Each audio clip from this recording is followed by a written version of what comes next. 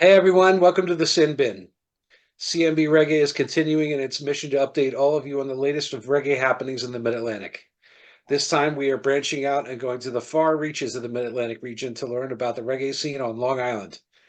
Three bands stand out as longtime performers in Long Island. I Respect, Aqua Cherry, and our next guest. This act was founded in 2003 and has been continually playing in one form or another ever since. It is my pleasure to introduce bass guitarist and bandleader Corey Browd, Oh, trumpet, keyboard, and vocalist Damian Pagan, and Brian Seidenspitter on keyboard. keyboard and guitar. No, no, No, keyboard. Organ. keyboard, and John Hasseth on guitar, collectively known as Roots Foundation.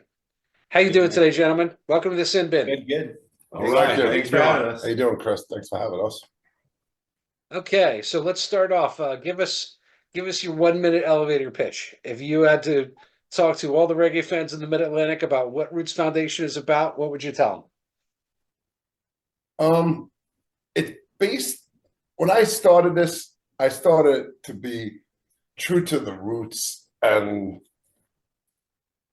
the how would you explain it? I wanted to be that people, Jamaicans would like it. How about that? So that it would appeal to not just a reggae crowd, but get respected by all forms of reggae, if you know what I'm saying.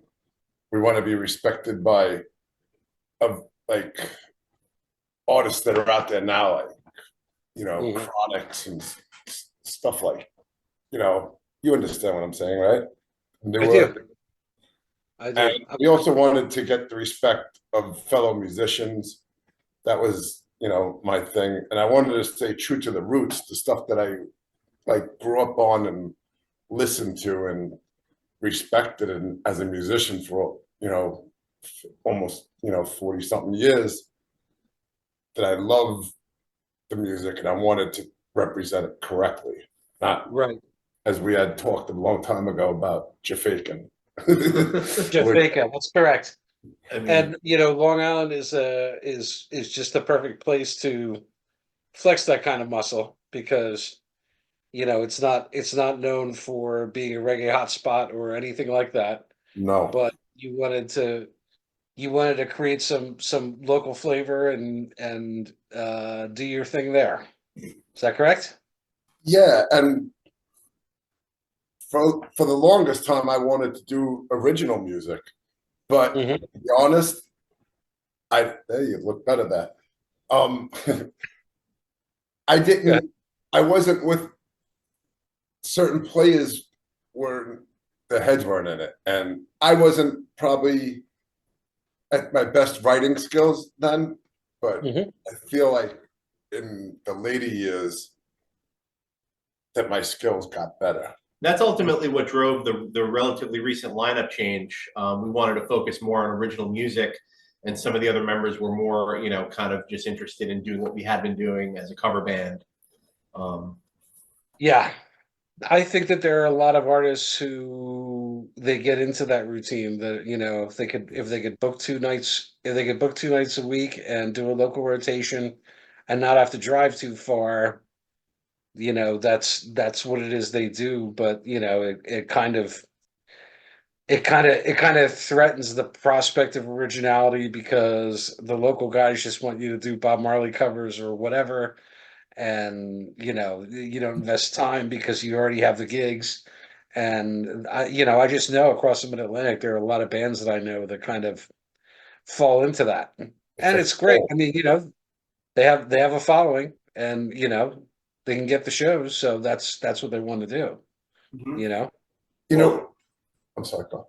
our originals right now, as they're coming together, it's just a very organic process. And while we're kind of borrowing textures from previous things and kind of things that we're familiar with, we're definitely adding a fresh sound with our new originals that we're going to be playing at festival this summer. Yeah. Corey? Yeah, you'll see Yes. them. And this We will- lineup, we will get to that. The four of us right here become like a real, composing and arranging team. Like, Right. With So it, we with will we will get to the reggae festival. All right, let's talk about uh just repeat your story of how this band came about before we were on camera here. okay. Long story short, I was at a show, the Whalers. I was backstage. I had mentioned something that if there was a lot of musicians, I had mentioned if anyone was interested in getting a band together, and I found one person, and me and him went to like an open jam, like an open mic night, and he had brought a guitar player. Me and the guitar player hit it off and left the other guy, and we formed Roots Foundation. And we went through, that was '03, so going back, 22 years. It was Well, clearly it was a model that worked because you're still here. yeah, Uh, well, you know what it is? I always wanted to do originals, and without having, how would you say, quality musicians around you that have the same goal in mind, instead of like what you said, yeah, you could keep getting your 2 days, 2 or 3 days a week. And Long Island, they call it like the tiki torches. We come out after Memorial Day and we go back Labor Day. But we've managed to keep it on the regular all year round. Of Right. course, during the summer, we're more busy. But right. we're not interested really in playing covers. I probably played Three Little Birds and Steer It Up and Too many times. More times than Bob Marley himself. Probably, yeah. yeah. Many more. If you think I'm about sure. it, it's Yeah. like I almost want to just like, they're great songs, don't get me wrong. That's why they're so popular. But to me, I feel like I have more creativity in me than copying Family Man's bass lines, who is, listen, probably every bass player out there has hard influence, reggae bass player that is, from Fams. If they say they don't, You mean you're talking it's about not Bobby, the Carlton and Fams. It's Yeah. both. you're talking about Aston Barrett? Yeah, Family Yeah. Man, Aston Barrett, God rest his soul, rest in peace. He was, a definite influence on my playing, and I'm, like I said, on many players. But I feel like I have stuff to contribute to music. Mhm. That's not that.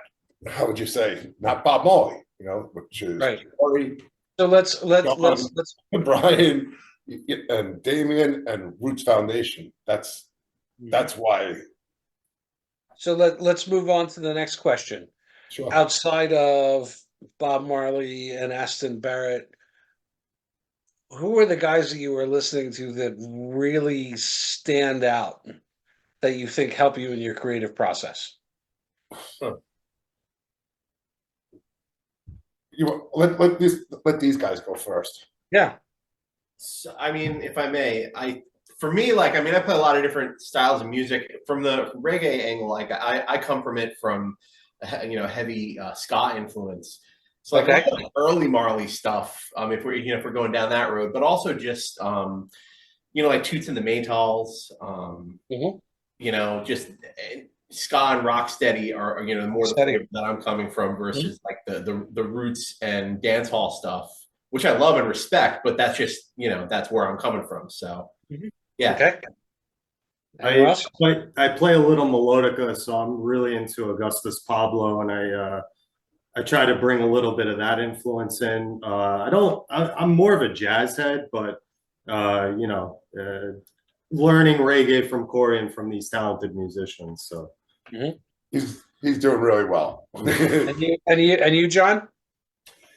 Well, the reggae textures that I picked up, not only from this band, obviously, but listening to the more broad-based artists like Bob Marley and whatever, coming from that, it's more of a textural thing for me. as a guitarist to approach it. But I have to say that Ernest Wrangling, a few of Okay. his recordings, listening to that jazzy tone, because I too come from the jazz world, more or less, and that was very influential, and that approach contributes to my contributions to the originals in this band. Okay. And what about you, Corey? I think Sly and Robbie, to me, were probably quintessential, but you know, Fada, you know, there's so many great bassists out there that Yeah. come because Well, I mean, you are a bass guy, so Sly and Robbie's kind of a mandatory answer. But yes, you know, I've listened to even like Derek Barnett, the local guy, but he was I've seen him in Jamaica at Sunsplash. I'm sure you have if you ever been down there for Splash in the early 80s, you know, the 87, I saw him and I was like, you know, there's so many great players out there. And besides Family Man Barrett, you know, about what I'm saying. And I also, like you, love the dance hall. That was, you know, I've seen Beanie Man and Bounty Killer on stage at what the Kaisers. Remember Kaisers in the Grill? I'm not. I've never. I've said Kaisers, food in Jamaica once. I'm not. Kaisers is in the Grill on the cliffs. Yeah. And they had a stage, big stage there. They had, remember when MTV did Spring Breakdown in Jamaica? Yes. And it's that's the place where it was at.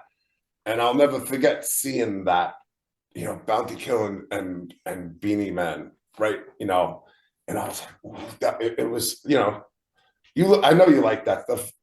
Those The guys. I Pirate mean, Anthem, the early the Shaba, you know, that to Yeah. me, that was Pirates Anthem, Turn It Up, Turn It Down, you know, Trail Load. I was just like, I was like 19, 20 back then, you know, 21. It's like, that's what was bumping in all the clubs. That's what, when you were in Jamaica, that's what the boom, boom. Yeah.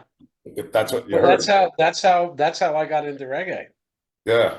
I mean, I was a hip hop head, Yeah. and then Me once too.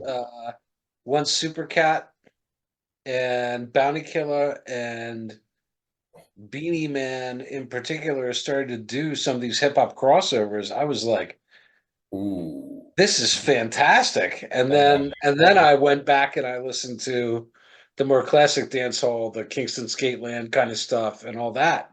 Yeah. It's like, yeah, this is definitely my vibe. So, I come into the reggae scene different than most of the people that I've run into. Mhm. You know, there are Marley heads and there are California ska guys. I am neither of those two, you know. Yeah. But the thing about guys like Beanie and Mad Cobra and Shaba is that and Supercat is that they have a natural skill to work a crowd. It's something that is Elephant Man. just Yeah. Elephant Man. I saw Elephant Man in Vegas by accident back Mhm. in 2001, and it Mhm. was quite a show. That guy is crazy on stage. That's why they call him the Energy God, man. That Crazy, guy. crazy. So, okay, where did the name Roots Foundation come from? Okay. Probably the first incarnation with the full, yeah, I guess it was the full band because the singer at the time, his name was Tonic, Lassell Dunkley, rest his soul also. We were in my parents' house, right, garage, and we were like, we need a name, and he was like, Roots Foundation. I was like, ooh, I was like, I like that, man. And everyone looked at each other like, that's a bad name. And I was like, that's it. Let's make it. That's the name. That was how it came. And unfortunately, he's not with us anymore. It's not even like really jokes. I can't even say it. We're like the Spinal Tap of reggae with keyboard players. Okay. These two will I'm do handing it. in my resignation. Yeah, exactly. I'm like, oh, okay, all right. Oh, man. Can't very well dust for vomit, can you? Yeah, no. I hear you. Okay. Talk to my audience about the Long Island reggae scene. I mentioned I Respect and Aqua Cherry. Are there any other bands that are playing in complete rotation in the Long Island scene? I'm going to tell you now, the Long Island scene is building, but it's very weak. There's a lot of sublime Jafaican style stuff going out there, Mhm. but there's a lot of cool like crossover bands. One of our good friends, Project Vibe, these guys have like Yeah, they're really good. they just got signed to VP Records. They have like Okay. they have like a the singer, his name is Panama. He's from Panama. So that's Okay. not his real name. His real name is Ed, but A real you know, stretch. his real name is, everyone calls him Panama. But so he's his like Latin flavor in with the reggae. Yeah, it's a really cool style of like reggae Latin fusion. Yeah. If I could classify it like Non-stop Caro. Nonstop to Cairo is also from here. Yeah, But they're not really reggae. they're reggae and see that's the thing. They're more like there's like a actually fishbone. That's there's what a they pretty remind good me of. music scene on like depends on where you go. We're lucky to live in an area specifically like the Patchogue, Blue Bayport area where that Suffolk happens. County. It's really it's kind of like the southern Suffolk County, the South Shore of Long Island has become like a hotspot of music in general. There's a lot of original bands and a lot of other bands that some of the members, myself and John included, who are in like kind of the community gets out and supports each other, whether it's reggae, like funk or any other kind of music. Like, we're all kind of collaborating. So you get a lot of really interesting mashups and a receptive crowds too to that kind of thing, which is important. Yeah. How far away is Patchogue from Amityville? Amityville, about 20 minutes. Oh yeah, 25 minutes. Yeah.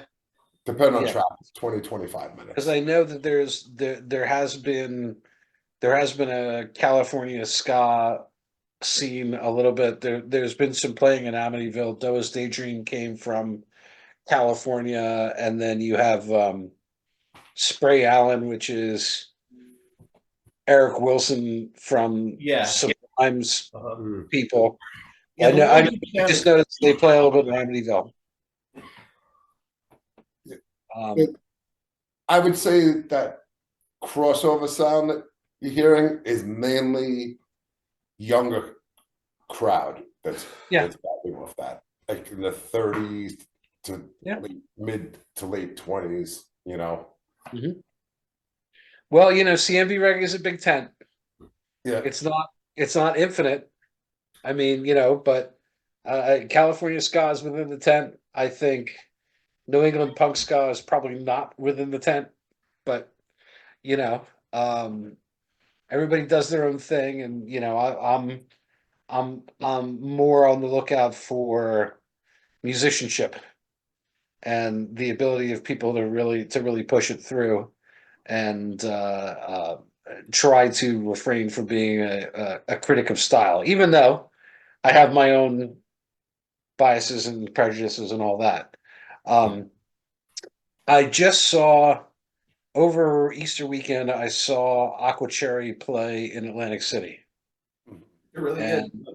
I thought that they had. I was really impressed that they had a crossover style, but that they did not, even though they had that crossover style, they did not stray from the vision or the understanding of reggae is. yeah. I think because of the singer, he's I believe he's Jamaican, and I believe that he keeps them. He keeps them on target. Keeps them in line, so to speak. You know what I'm saying? Okay. All right. So now we're at the point in the interview where we all start to relax a little bit and just talk about some things. What is your most memorable show? Say that again. Your most memorable show. I mean, probably for me, probably Great South Bay is kind of, yeah, Great South Bay was great, but I was thinking about the Eisenhower Park show that Corey talked about earlier that we Yeah. played. He's one of the, if not the first show in New York, at like an official venue, and it was Brian's like first time playing in front of a lot of people outside of a bar. You know? outside. Yeah, he had played in front of maybe like 50 people before, but like that was a But he had pretty much just joined the band, and we threw him in the fire. I don't Yeah. even. I don't even think I knew what a rhythm was yet. yeah. No, you were green. Throw him in the deep Very end. green. But let me tell you, Chris, I'm proud of him. He handled himself really well. You did it. He did. He did a good job. Yeah. Which is So not okay, easy so when you have this money. was, you said 3,500 people showed up, and it was still kind of in the lockdown days, and still the show went off. Yeah. I don't believe the camera was on when we had that discussion. So Yeah, Right. yeah. for the audience, like, explain it to them. If they, what happened was, I believe it was Laura Kern. That's who it was. Laura Kern is like at the like time the town. for like stuff for Nassau County. She was like Supervisor. something like that. She was like the supervisor of Nassau County, and she said they were like going back and forth. I think what was Governor Cuomo was it then? Possibly. Yeah. Like Yeah. whoever was the governor then, and they were like, we're gonna let it go, and it was like a Monday, and the show was on a Friday. So like we're gonna let you know by Thursday, and then then they were like saying from Monday through Thursday you have to go and get tickets for it. They're free, but they're only letting a certain amount because they're gonna space you out in the field. Right. And then all of a sudden Thursday they're like, I'm gonna curse. Fuck it, everyone could go, and that's what happened. And then all of a sudden the word got out. We spread it People all. were so desperate to go see live entertainment, and And all of a sudden it was Show like was mobbed. 3,500 people. We were like, That was April of 01, correct?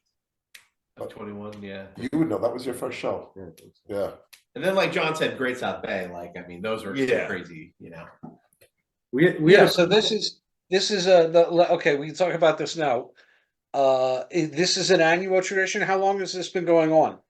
The Great South Bay, Well, Yeah. the festival itself, I forget offhand, but this is going to be our third third year in a appearance. row, 30 year in a row. Festival itself has got to be 25 years, Yeah. 25, yeah. 25 years old at least. And it's exclusively reggae. No, they start at Thursday. It starts off, it's like, Friday night ends up being reggae night. well, they Got consider it's reggae, like Reggae punk, reggae, Who was the headliner? last reggae year? Jamaican. Yeah. Dirty Heads. Yeah, they had, Dirty no, Revolution. no, Revolution headlined it last year, and Steel Pulse was right before them. So Right. no, this was 2 years ago. Right. That was 2 years ago. But Last the kind of year- level But yeah, bands that they have. Friday night is reggae night. Last year was Revolution, and Steel Pulse 2 years. Steel Pulse, Bad Fish was one year. Bad Fish, Bad Fish but played. I don't know. Then But yeah, that's the vibe. So this year is going to be Tropidelic, Badfish, Pepper, Yeah, yeah, that sounds right. I don't Aqua even- Cherry, and I Respect. Yep. And we're closing out the second stage. It's just still pretty large, and it's actually a fun spot to play closing that out because we get to, they give us a little extra time and we get to kind of end the show right. Okay. All right. So Manifesto. The next Oh, yeah, question Streetlight is- Manifesto's playing, sorry. oh, that's right. Yes. Oh man. God, I have not heard that name in a long, long time. Yeah. Wawa. Okay. Cherry. All Yep. right. So it's a lot of the band. They make it a mixture. It's not. I wouldn't Yeah, consider it reggae night, but there's a lot of. Ska reggae punk. Reggae Universe night. Well, I think 2 years ago when it was Steel Pulse was there, Yeah. and even Revolution, because out of all those, I gotta say it nice. Out of all the Jamaicans, I can't hold back, Chris. I'm sorry. Oh, Corey. I'm the dick. Out of all of them, to me, Revolution was the better of the two out of all of them, and that's why they were headlining. And I even said to the guy who's running it, I'm not going to talk. We all know who he is, and I said Steel Pulse should be headlining it, and he's like, Corey, I agree 120% with you, but record sales is Revolution. And I'm going to be there for Steel Pulse, and for Revolution, I'm going to probably start leaving. So I was like, all right, we're both on the same page. I understand why you're doing it. But to me, that was the best year for like reggae was 2 years ago, because they really had, I mean, Steel Pulse, come on, man. All right. So the last question is, we talked about what the best show was you ever did. Since most of my audience is really other artists throughout the Mid-Atlantic, Mhm. this is also a kind of a group education exercise, Okay. particularly because people are in different localities and they don't. I mean, the people in Virginia Beach don't know anything about Long Island, Yeah, so of course. I want to shed some light. What is the best venue you ever performed at? The one that was the most comfortable, the easiest to play, the Indoor or outdoor? give us both. I mean, Indoor, I'd say 89 North, because they take care of us. That I know the owners really well, It's a huge stage. It's It's a- probably a 500. You get 500 people in there. Is it? and he knows that it's got to be, you know, that The sound system The is sound really system good. bangs, The yeah. He level knows- work and equipment are Yeah. top-notch professionals, and Well- it's just it's a great sounding room. And It is a great sounding when we join up with other reggae bands, and even when we're there by ourselves, we do really well there. yeah, we've done shows there with a bunch of different reggae bands, like Project Vibe, like I said. Mhm. We played with them there a few times. Half-breeds. The half breeds. Yeah, we've played with them there. Yeah. They're like one of those crossover bands also. Mhm. But yeah, that place is really nice because as a musician, I just got to bring my bass, my chord, and my tuner. They have a good bass rig there. He could pretty much do the same, but he's got a combo that he brings no matter Yeah. what. So But you have I brought my amp at times, but the fact that the place why we like it so much is because they give you the correct sound, which is very different from place to place. The acoustics there are really good, that's and It's also no more than 20 minutes from any of our houses. Yeah, and that's Right. the other part. It's That's- convenience. It's convenience. this is Also. 89 North and Patchogue. Yeah, it's Okay. close to where the festival's going to be. There's 10 another miles place away. that's very close to it too that we also played at, called Stereo Garden, and that's an even bigger stage. Yeah, that And place you is really nice. get a contingent of reggae lovers in that room, especially when there's multiple bands. okay. What about outdoor? Outdoor, I'd say, honestly, I thought the Harry Chapin was really nice, but I like the Great South Bay Music Festival because to me, that's like, Did you guys do the Jones Beach Band show? yeah, we did the Jones I Beach didn't Band know. show. I mean, That was I was that one year we did that one, and there was about 25 to 3,000 people. This is pre-COVID and all that. as far as a regular outdoor venue that has like outdoor music in the summer, and we just last week played at Blue Point Brewery, and That's Very really nice. popular spot. in it's Patchogue. really kind of like I'm a little Premium. biased because I play there a lot, but it's a great place to see music and Really, yeah. yeah, it's really nice. They got a nice sound system inside, and when you play outside, they give you a sound man. But it's such a pleasure to play there. Always several hundred people there. It's a happening spot. Yeah, it's really Yeah. it's great. You don't. And what they have to offer there, which is like handcrafted beer, and that's it's Great legendary food, not only yeah. in the area but regionally, if not. Yeah, Okay.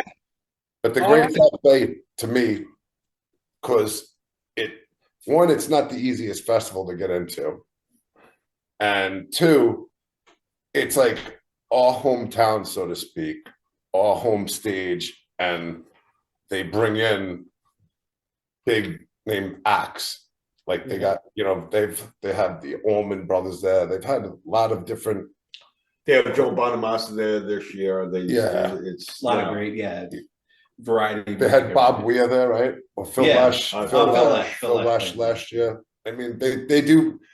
on different days they do different genres. Yeah, So like Saturday and with Sunday, it's more rock and blues, and but they do jam bands. yeah they do they do bring in good bands. So Mhm. to say that, to be on a festival, you put, oh yeah, we played with Steel Balls. It's kind of cool, Yeah, very good. Okay, gentlemen, thank you for joining us, and I'm sure the CMB Reggae audience will love to hear your input. Well, And we hope that we'll see them Yeah. July 19th. I'll be there. I know I'm gonna be there. Long Island. I'm gonna be there. I'm gonna see it all up front. Um, I I feel a sense of guilt that CMB Reggae has been repping the Mid Atlantic, but Long Island is further for me to travel than Virginia Beach is, and I'm in Philly. Well, Just there's as plenty of far as stuff to do on logistics Long go. Island. So Yeah, come out this is here. this is you'll the like far Long Island. edge of the Mid Atlantic here. So I am on a quest. I'm gonna see you guys at South Bay along Oh, with the awesome. other That's bands. beautiful. Cool. And And can I plug one thing? yeah, go ahead. We're on Facebook under Roots Foundation. We have our Instagram page, Roots underscore Foundation. underscore band. Mhm. Or reggae band is it? I don't remember offhand. And we at the Great South Bay Music Festival, we will be playing probably 6 to 7 original songs. Excellent. Along with a few covers. You got to have some crowd pleasers, of course. Not that our songs aren't crowd pleasers, but we want everyone to Absolutely. kind of All right, flip everyone. I will see you there. For the CMB Reggae audience, continue to tune in every week for new content. Yeah, and you guys keep it up out there. I watch your stuff. You guys are good, man. I see some stuff. We're working. Our staff is, me and the others are doing everything we can to get our intelligence out as far as it is we can, and the number of shows is just booming. Yeah, no. There's never been more reggae shows on an average weekend in the summer, and we've been doing this for about 3 years now. Yeah. So, okay, all right. So for the Bye, man. CMB See you Reggae soon. audience, Chris, ahead. we'll have something soon for you to put on there on what do you call it? On your advertisements and stuff. Absolutely, In the video, we'll definitely have some. absolutely. I will do that. You send us the stuff. We'll do it. We'll I do it. appreciate that. Okay. All right. So, for the CMB Reggae audience, continue to tune in every week for original content. Once again, Corey Browd, Damian Pagan, Brian Seidenspinner, and John Hasseth. Did I miss one? Hold on. No? No, that's No, it. that's it. Okay. That is Roots Foundation, and I will see all of you on July 19th. Is that Excellent. correct? All right. Yes.